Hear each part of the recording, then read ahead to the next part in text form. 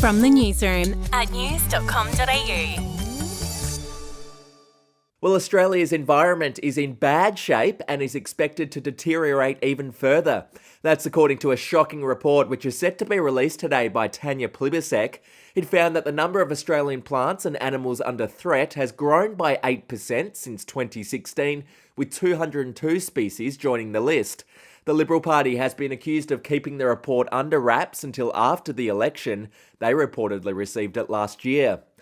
Moving on now, the ACT has announced that it will ban the sale of petrol and diesel-powered new cars from 2035. The decision is part of the Territory Government's zero-emissions vehicle strategy. The ACT is hoping that electric vehicles will account for between 80 to 90% of cars on the road by 2030. To the US now, a woman who was in a coma for 2 years after being savagely beaten has woken up and named her attacker.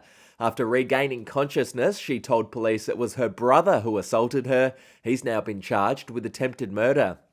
To sport, Ash Barty has ruled out a return to professional sport. Here's what she had to say to Fox FM's Fifi, Fev and Nick show. Golf, Ash. I did. When you retired, the next morning I said, she's going to go to play golf. She's going to be the number world player. Now, when are you going to hit the tour?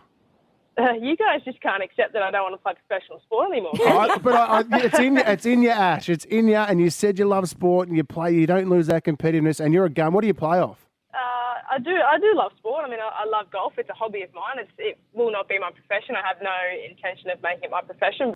To Royal News, Prince Harry has told the United Nations that the overturning of constitutional rights in the United States is part of a global assault on democracy and freedom.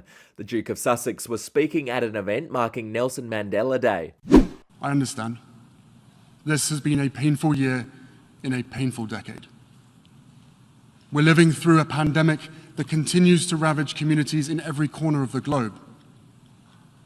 Climate change wreaking havoc on our planet, with the most vulnerable suffering most of all. The few weaponizing lies and disinformation at the expense of the many.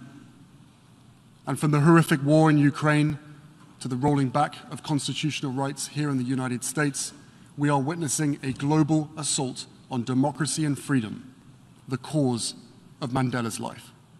And finally, Kylie Jenner is copping it on social media at the moment. She's being called a climate criminal after it was revealed that she used her private jet to take a 17-minute flight.